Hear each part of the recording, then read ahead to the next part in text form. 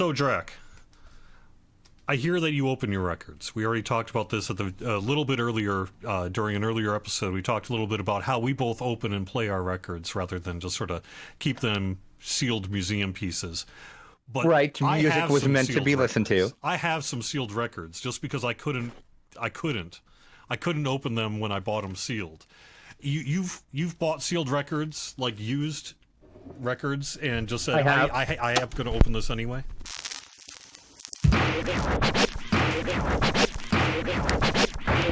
I have, yep. Oh yeah, many a time. If you give me 1 second, I can show you. I can show you an example of one that I have bought and opened. Okay. It was actually right here. This was Stryper's first album, Isaiah 3:16 or whatever that is. Yep. Yeah. It was It's on this colored, which is kind of bizarre because you'd think of colored releases as something new, but no. Like back in the day, they were doing colored vinyl. Yeah. Well, I this first one, saw in the 90s, but that would count. Yeah. So, yeah. Yeah, this I did get. It's the original version of Yellow and Black Attack. This is a cut at this, like you can see that it was shaped this way, which is really weird, and it opens like that. It's got the original, That's a hard record to find in any kind of decent condition because of that state of that one. It is, yeah, and the reason why I bought it was it was sealed. And it was a pretty decent price. I think I paid like $35-$40 for it, which as you can see, it's like completely mint. Shit. That's great. Yeah. But it was sealed, so like it's like I didn't wait till like I got home to open it. Like as soon as I got out to my truck, I opened it because my theory behind that is, especially an album that's this old, if you have an album that's like 20, 30 years old and it's sealed, God knows what it's doing to that poor record inside that shrink wrap. Because if that shrink wrap is too tight, you're going to get a bowed record. You're going to get a record that... And then also like a whole other episode we could talk about would be sometimes the plastic inserts that they used back in the day, if they used plastic, were not the greatest, and they off gas and can ruin your record. So that's why I open mine. But yes, that's a good point. It will crush your records. I tend to see it worse for video games, but especially that thicker plastic shrink wrap. If you've got it's sealed except it's all bulged in and everything, that record's probably junk. So. Yeah. Oh yeah. Your record's going to be like, you can hold your record out and you can just watch it wave, but because it's warped because of that shrink wrap pulling in. So yeah, which, all so right. Show me your sealed. I'm gonna make. I can't wrap my head around. I can't wrap my head around a sealed record. I just can't do it. You can decide. Should I open these? Are these going to get opened or not? And we'll see.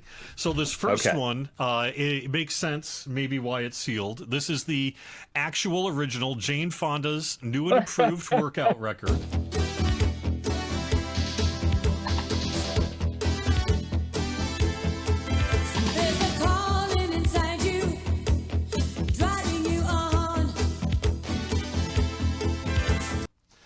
All new music, extended aerobics, and new exercises with complete diagrams. So this is the new and improved Jane Fonda's workout record. So not even amazing, quite sir. The original.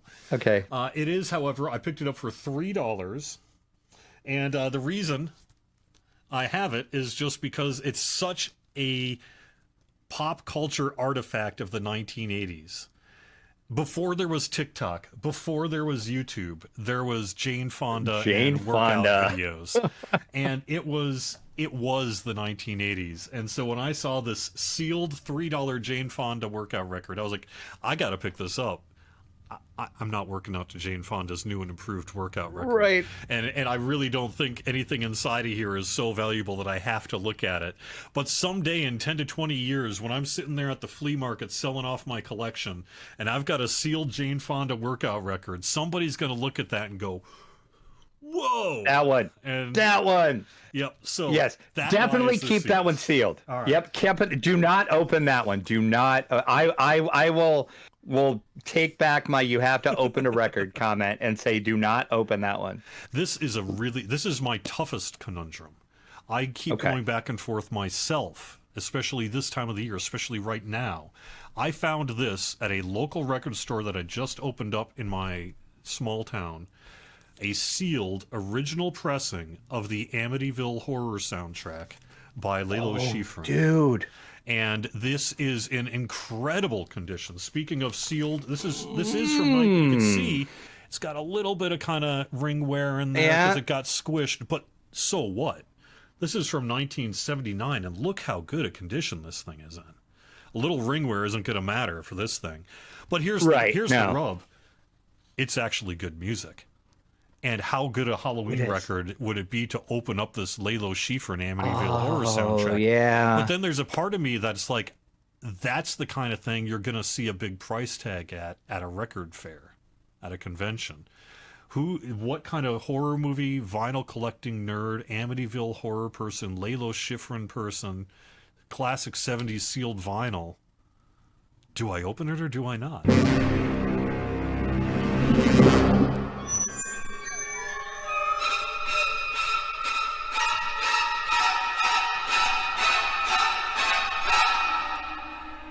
That is a tough one. See, that one I would open. I keep going back and forth. But the thing is, you can only open it once, right? Once I've committed, I'm done. I think I'm going to open this, though, for this in the next week or so, because this is going to be just too good a Halloween listen for 2024. Oh, yeah.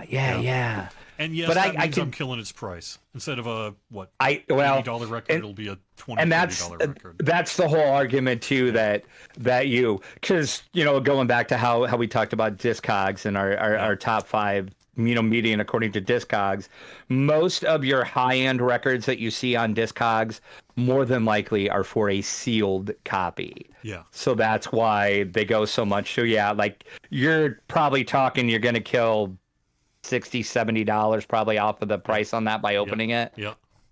But I got lucky. I got it for $25, which isn't cheap exactly, but for that's cheap. Not bad. That's cheap. So this final one is a known. I will never unseal this, and even though it's not worth a super amount, but to the right person, it's worth a lot.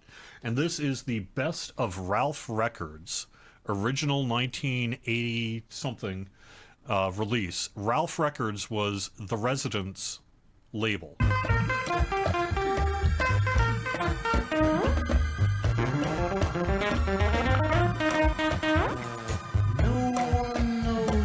Exactly who she was or how she died. But when they opened up her purse, they found a snail inside. And they didn't just release their music, they released a few other very obscure bands like Snakefinger, MX80. They started Fred Frith's career, things like that. Tuxedo Moon is on this label as well. Real experimental, weird kind of rock from the early 80s and things like that. It's just too collectible for me to open it up. If I want to hear Snakefinger's record, I can do that. I'm not opening this Best of Ralph here. And you can see it's not worth much. I bought this from a big chain store in Massachusetts that was in the used section. It went from $30 to $20.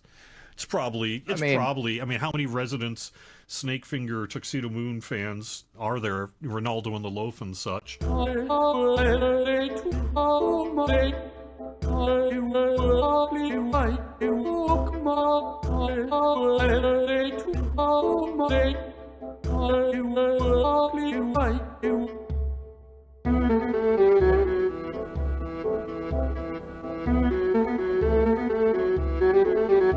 But for those who are, and I am a Residents fan, and I've been a Residents nerd for like 25 or so years, so I know Residents collectors are collectors. And having a sealed Best of Ralph is just too much. So that one, and that one would be one I agree. I would agree and break my rule on that one too, and I would keep that one sealed as well. Yeah, just because of the collectability aspect of it. Yeah. But that's all I got. Those are the 3 that I've kept sealed. Everything else I've opened up. So. Yeah, see, that's like I said, I just can't. And I've tried. I bought other stuff, like I've been at like a record show or been at my local record store, and they happen to have something sealed and they used, and I bought it, and I'm like, I'm gonna keep this one sealed. I'm gonna keep this one sealed, but I can't. There's something in me that I can't do it. Yep. I just got I can't. I gotta well, number one, I want to listen. Like I said, I buy music to listen to the music.